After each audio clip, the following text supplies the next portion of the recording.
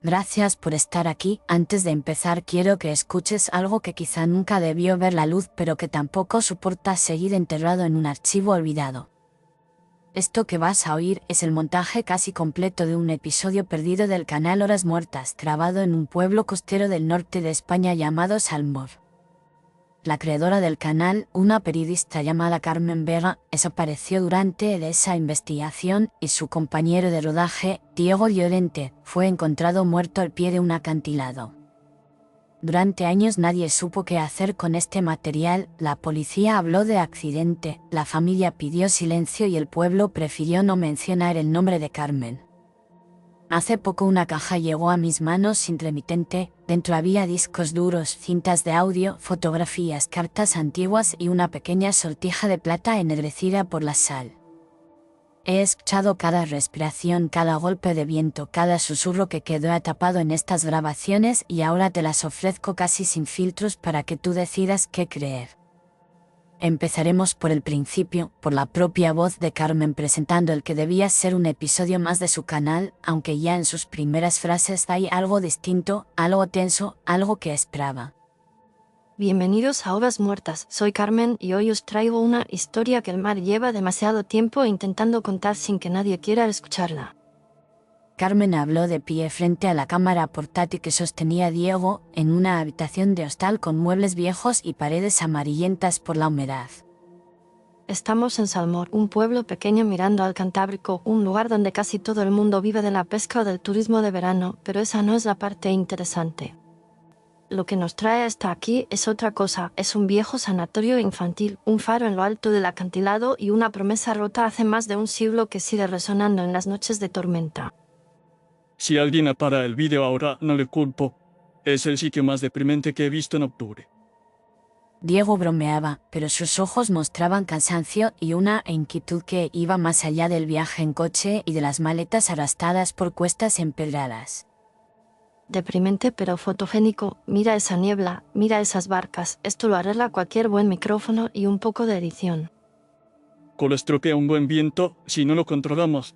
Aquí el mar no sabe hablar bajito. Salmor se alzaba descoronado hacia el faro, con sus casas de piedra oscura, las cuerdas colgando de los balcones, las redes mojadas y el olor persistente a sal y gasoil viejo. Carmen había leído en foros y hilos ocultos que en ese pueblo se evitaba pronunciar en voz alta ciertas palabras: faro, sanatorio, incendio, niños, promesa. El primer rostro que los recibió al llegar a la antigua entrada del sanatorio, hoy convertida en pensión, fue el de Rosario Mendiola, una mujer mayor de ojos claros y espalda recta. Llegáis tarde para la temporada, pronto empezarán las tormentas y aquí el viento sabe ser cruel. No venimos por la playa ni por el sol, venimos a trabajar. Hemos reservado la habitación del fondo a nombre de Carmen Vega.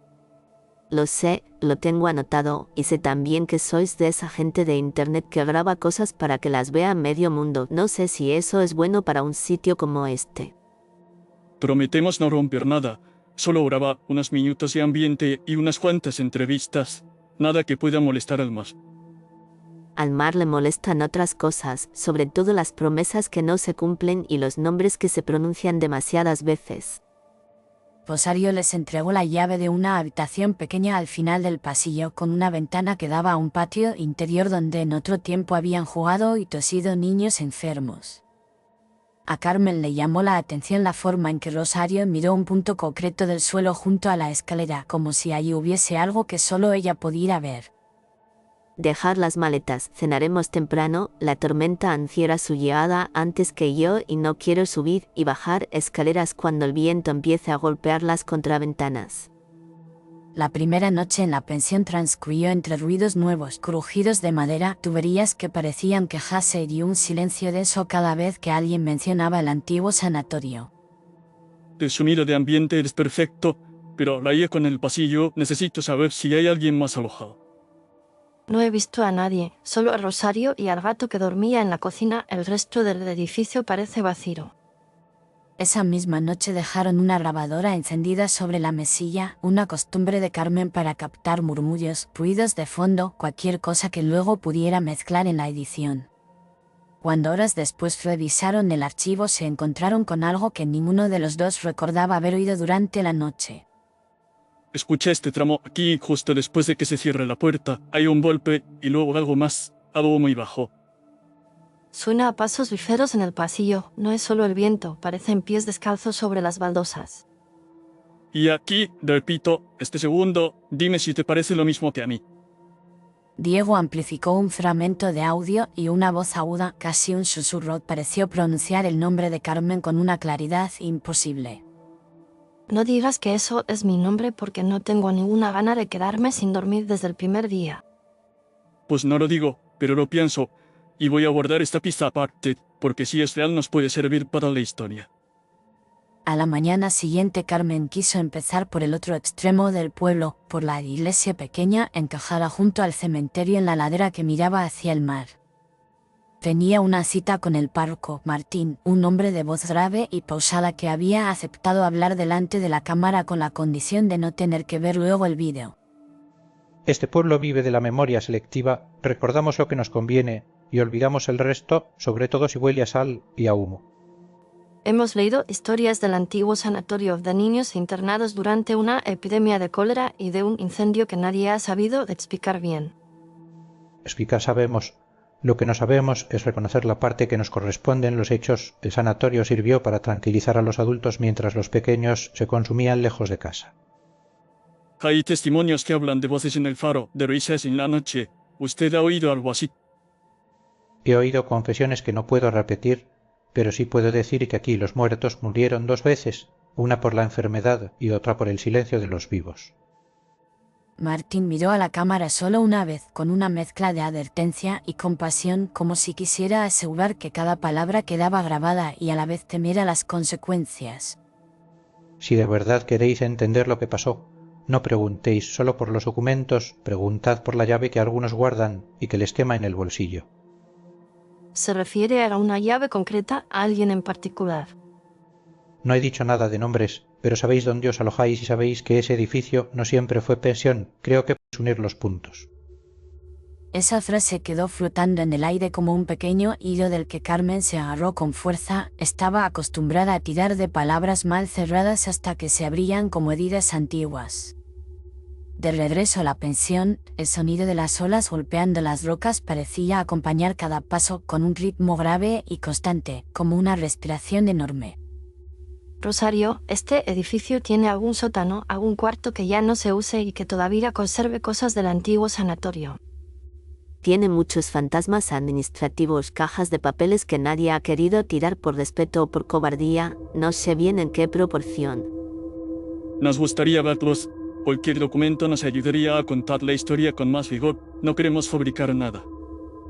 El problema no es que fabriquéis, es que removéis. Aquí hemos pasado décadas aprendiendo a no bajar a ciertas habitaciones, aunque la puerta siga ahí y la llave siga a mi alcance.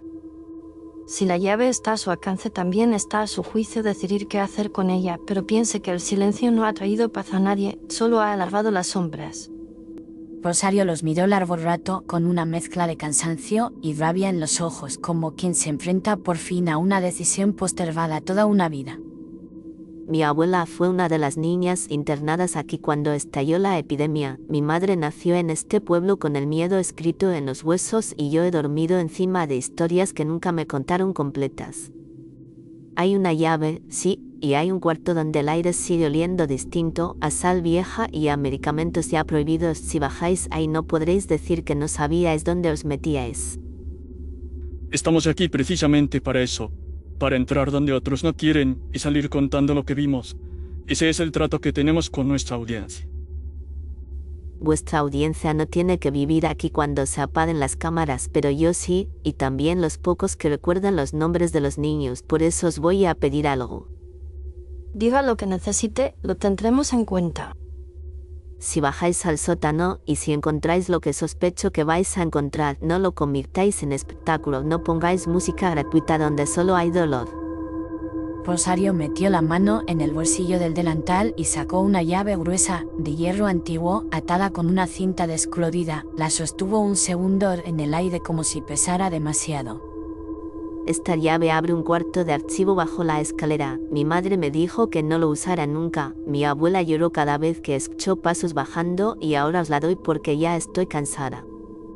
Carmen tomó la llave con cuidado, como si cualquier movimiento brusco pudiera despertar algo dormido junto a esa puerta. Sintió el frío del metal y una especie de vértigo que no venía de la altura.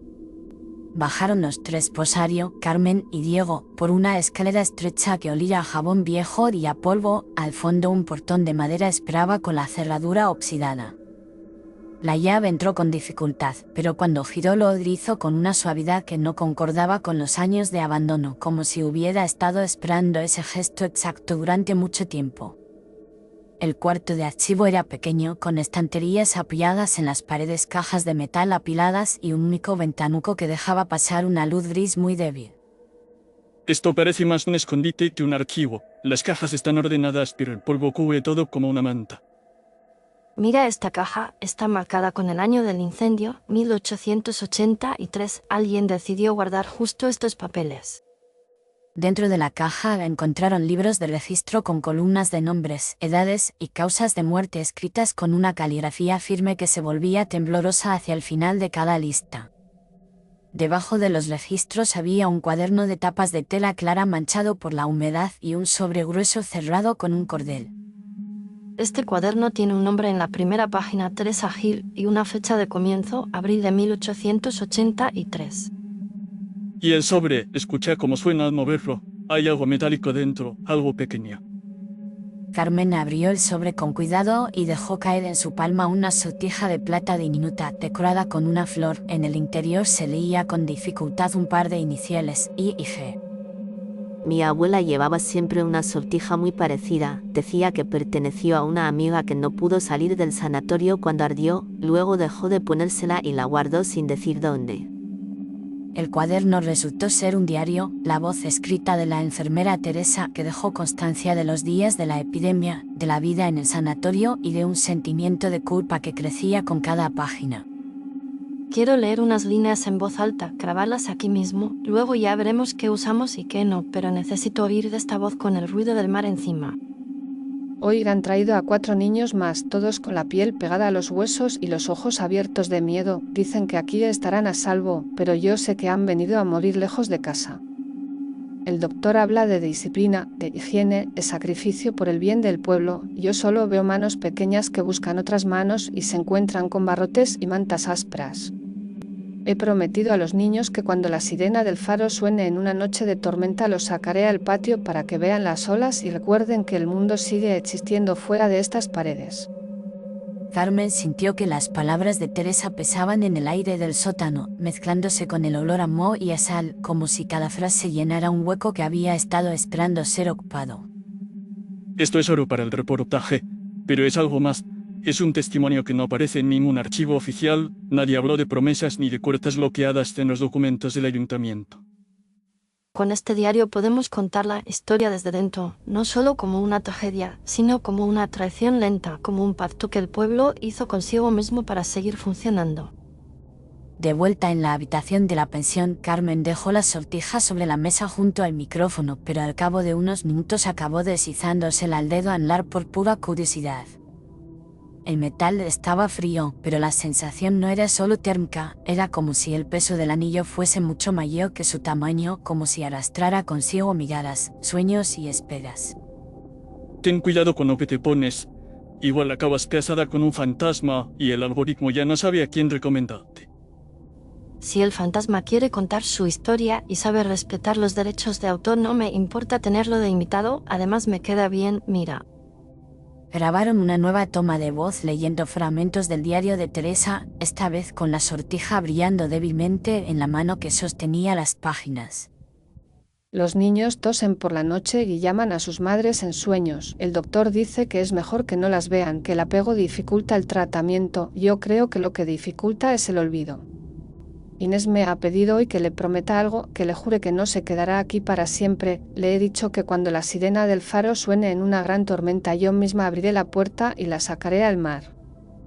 Si no cumplo esa promesa no sé cómo podré seguir mirándola a los ojos, pero todo está en manos de hombres que hablan de estadísticas y de Dios con la misma voz. Horas más tarde Diego se sentó frente al ordenador portátil para revisar el audio grabado en el sótano y en la habitación, acostumbrado a limpiar ruidos y a recortar silencios.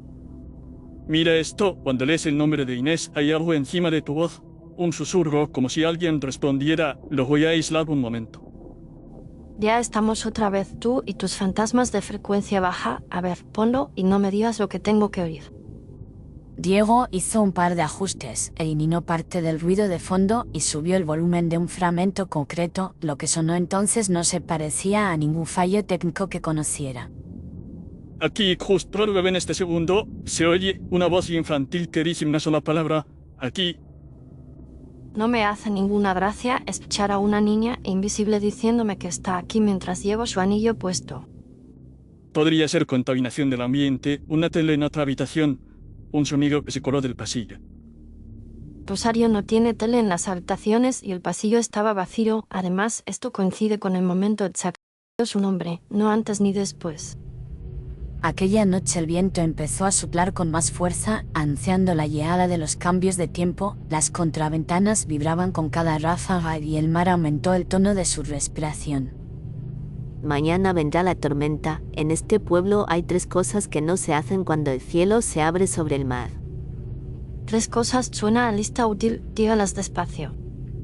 Primero, no se sube al faro si la sirena no funciona como debe. Segundo, no se mira al espejo del faro cuando ya ha pasado la medianoche. Tercero, no se responde cuando el mar te llama por tu nombre.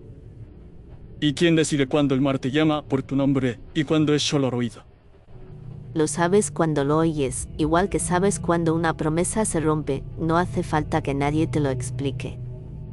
Rosario pronunció esas reglas con voz cansada pero firme, como si las hubiera repetido muchas veces en su vida, quizá a sí misma, quizá a alguien que no supo escucharlas a tiempo.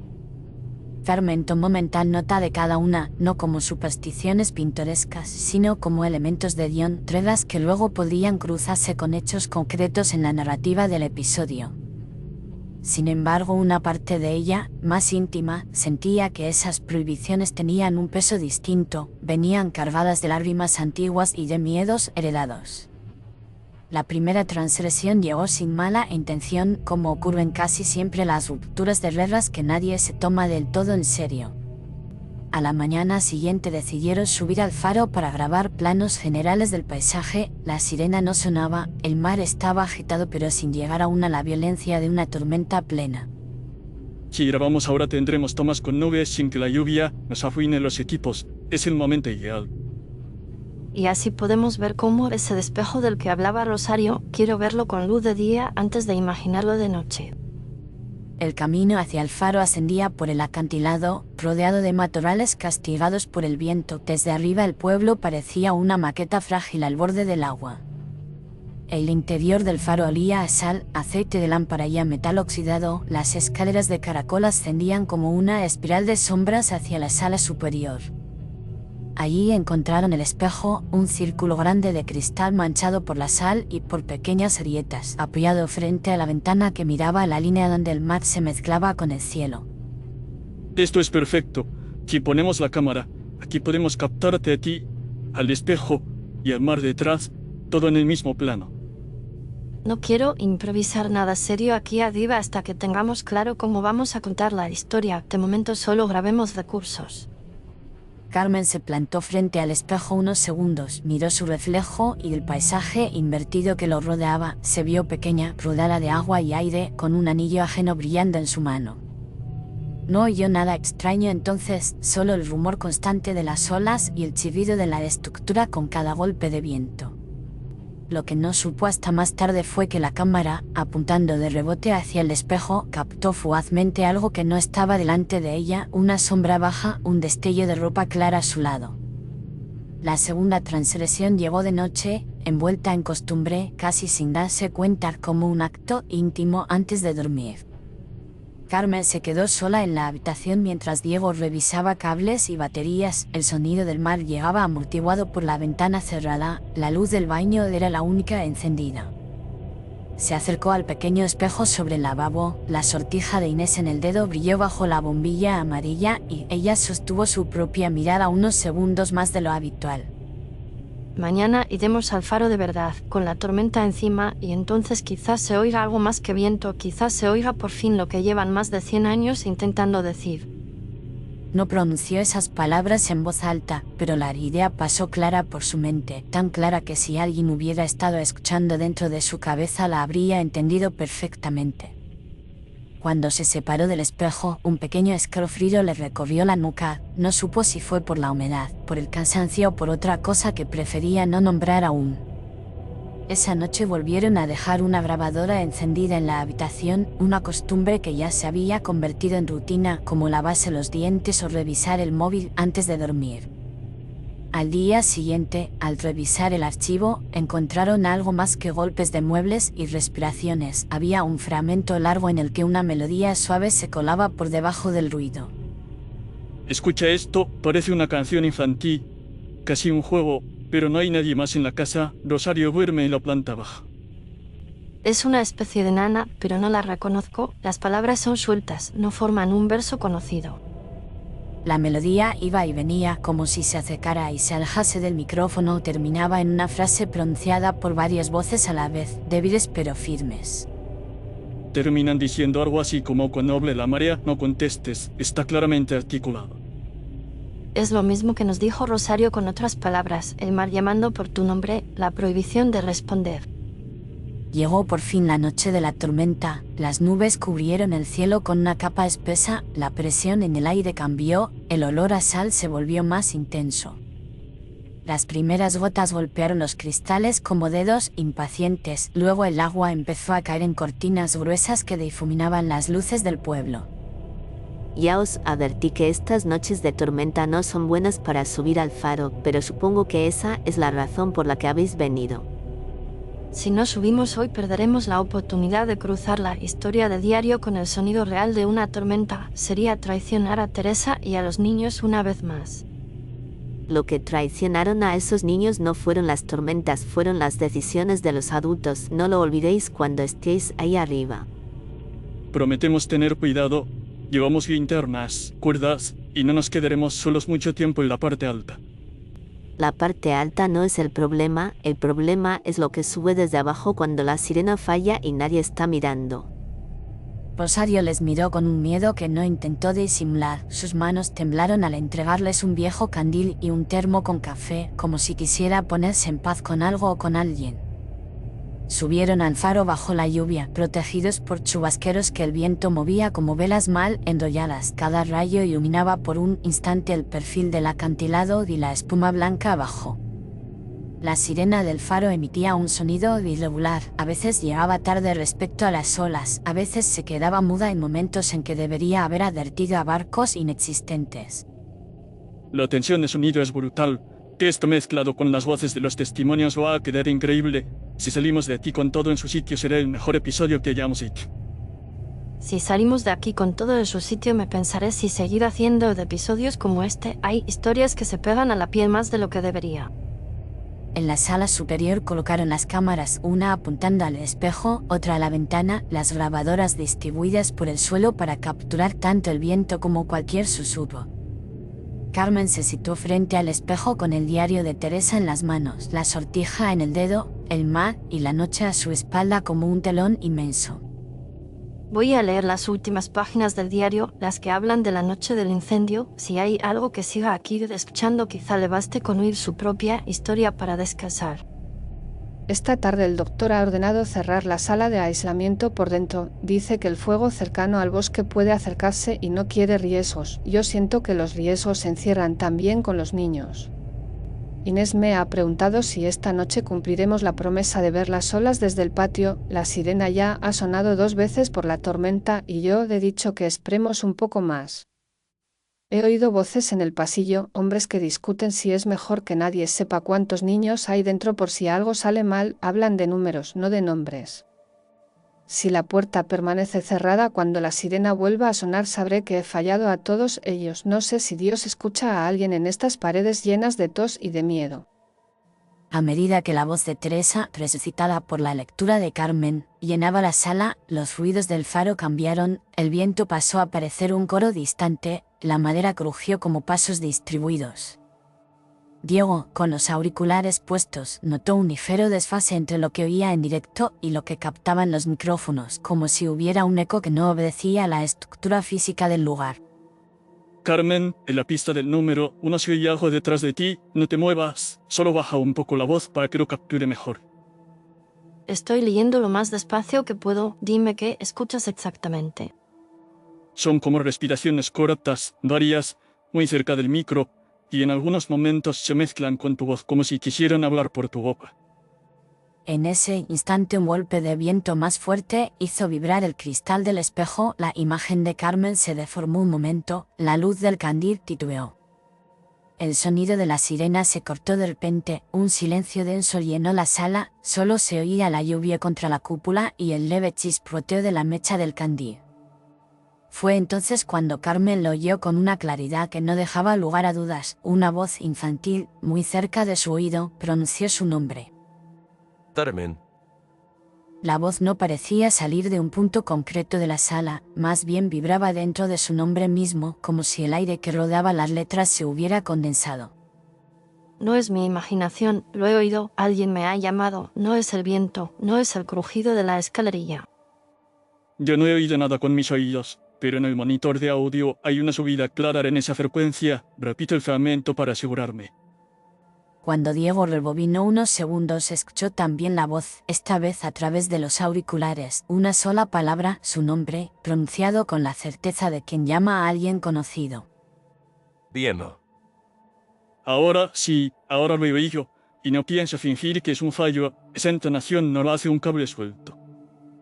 La tercera y última transgresión se acercaba, la que Rosario había advertido con más insistencia, la respuesta al llamado del mar o de lo que fuera que usaba el mar como lengua. Diego bajó con una linterna para comprobar el generador, preocupado por los parpadeos de luz y los ruidos intermitentes de la sirena, dejó una de las cámaras grabando en su hombro. La grabación que dejó al bajar es una de las piezas más perturbadoras que he escuchado, no por gritos ni por golpes, sino por la sensación de acompañamiento invisible que la recorre. El suelo está resbaladizo, la humedad entra por todas partes. Voy a intentar ajustar el cable del generador y volver arriba lo más rápido posible. Sus pasos resonaban en la escalera de caracol, medidos, nerviosos. Cada tanto la linterna iluminaba tramos de pared desconchada, manchas de sal, huellas antiguas de manos. En mitad de ese descenso otra voz se coló en la pista, una voz infantil distinta, aunque usaba el mismo timbre imposible que antes. No mires abajo. Diego se detuvo unos segundos, lo notamos por el eco de su respiración contenida, luego intentó reír de manera forzada para ahogar su propio miedo. Claro, ahora me habláis vosotros también, y yo sin contrato de sonido con nadie más. Intentó seguir bajando, pero el ritmo de sus pisadas cambió, más rápido, menos firme, como si algo le empujara a acelerar sin pensar. Poco después la grabación se llena de un ruido brusco, como si la cámara golpeara contra algo duro, seguido de un sonido húmedo que el mar se encarga de absorber. Arriba, Carmen seguía frente al espejo sin saber que Diego acababa de desaparecer por la escalera, seguía sintiendo el peso del anillo, del diario y de las voces que se multiplicaban. Fue entonces cuando el espejo dejó de ser un simple cristal para convertirse en una especie de ventana a otra noche, una noche antigua mezclada con la presente. Carmen vio en su reflejo algo que no coincidía con su postura, ella estaba inmóvil, pero la figura del espejo respiraba de otra manera, un poco desencajada, un poco desasada. Detrás de esa figura, como si emergieran lentamente de una niebla espesa, aparecieron varias siluetas pequeñas, 5, tal vez 6, con batas claras y cabello pegado a la frente sudorosa. Rasterdamo. La frase se oyó en la sala y en la grabación, sin que los labios de Carmen se movieran, nadie visible estaba pronunciándola y, sin embargo, el aire vibró con esas palabras. La puerta sigue cerrada. Carmen sintió que las rodillas le temblaban, una parte de ella quería huir, otra parte, la que siempre había insistido en escuchar a quien nadie le escuchaba, la obligó a quedarse. No soy Teresa, no soy la enfermera que os prometió sacaros de ahí, solo soy alguien que ha venido a contar lo que os pasó. La mentiste. No estaba segura de si las voces la confundían con Teresa por el anillo, por la lectura del diario o porque, de algún modo, la promesa se había convertido en algo más amplio, pasado de una persona a otra. En el pueblo el viento llevó la voz de Rosario hasta la base del faro. Ella había subido parte de la ladera, incapaz de quedarse en la pensión mientras la tormenta se comía el horizonte. Carmen, baja de ahí, no les debes nada, no puedes pagar una deuda que no contrajiste, no puedes abrir una puerta que otros sellaron. La grabación capta su voz amortiguada, subida por la lluvia y por la distancia, mezclada con el rugido del mar y con el murmurio insistente de las voces infantiles. En la sala superior la sirena volvió a sonar por un instante, un lamento metálico que pareció la llamada que Teresa nunca pudo responder en su tiempo. Carmen sintió que la promesa flotaba en el aire como una cuerda tendida entre el pasado y el presente, entre los niños encerrados y los oyentes futuros. Si me estáis escuchando de verdad, si aún seguís aquí esperando, os juro que vuestra historia se va a contar. No volveréis a ser solo un rumor, pero no puedo abriros ninguna puerta que lleve al mar. Esa frase queda registrada como una mezcla de pacto y de denuncia, una forma de respuesta que no obedece exactamente a la advertencia de Rosario ni a la literalidad de la promesa de Teresa. Lo que ocurre después es difícil de describir con precisión. La imagen del espejo se oscurece, el sonido se distorsiona, hay un cruce de frecuencias que casi destruye la pista. Entre el ruido se distingue la respiración acelerada de Carmen, un golpe seco y luego un silencio tan intenso que el micrófono apenas sabe qué hacer con él. Lo último reconocible que dice Carmen está tan cubierto de ruido que durante años me costó entenderlo, pero repitiéndolo muchas veces he llegado a una interpretación posible. Si me escucháis al otro lado, apagad esto, no dejéis que nadie más venga a buscaros para sentirse valiente delante de una pantalla. Después nada, solo el mar, solo viento, solo la tormenta llenando todos los huecos, como si la noche hubiera decidido tragarse cualquier ruido humano. La policía encontró el cuerpo de Diego a la mañana siguiente, arrastrado por las olas hasta una pequeña cala, con golpes compatibles con una caída y signos de ahogamiento. De Carmen no hallaron rastro, ni ropa, ni mochila, ni cámara, solo una marca pequeña en la roca cerca del faro y un objeto brillante enterrado en la arena. Ese objeto era la sortija de Inés, limpia de sal, como recién caída, sin un arañazo, como si el mar la hubiera protegido de sí mismo durante la noche. Rosario reconoció el anillo en cuanto lo vio, sus ojos se llenaron de lágrimas y dijo que por fin alguien parecía haber cumplido, aunque fuera de forma extraña, parte de la promesa.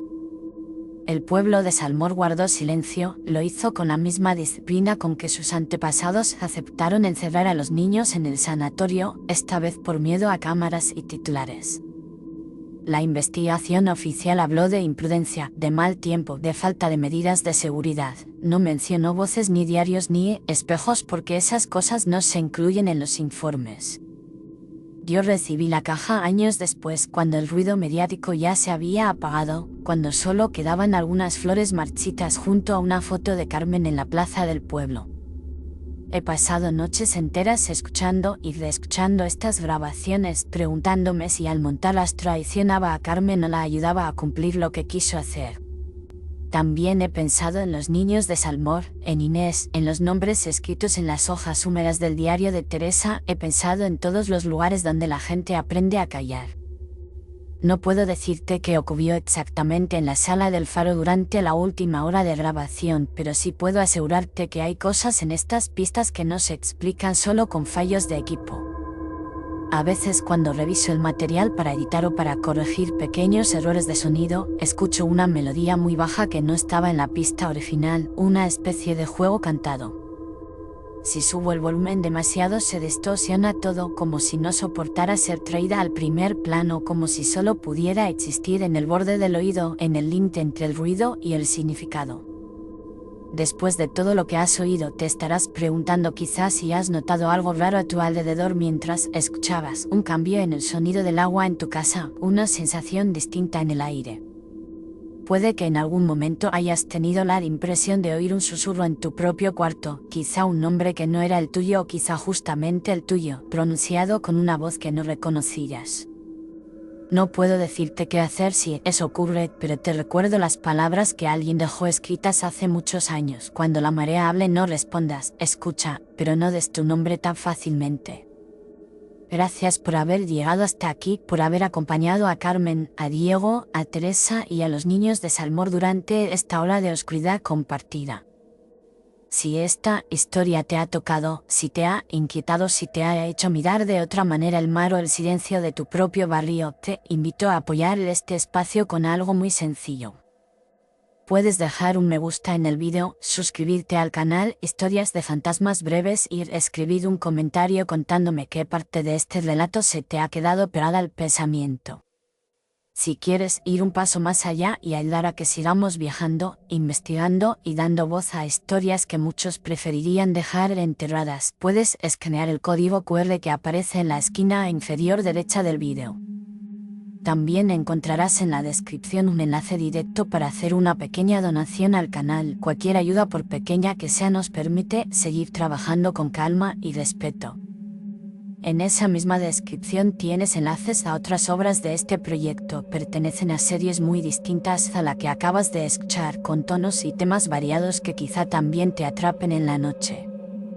Me despido por ahora deseándote una noche tranquila y recordándote que a veces los fantasmas más insistentes son los que nacen de las promesas incumplidas y de los silencios demasiado largos. Nos escuchamos en la próxima historia, aquí, en Historias de Fantasmas Breves.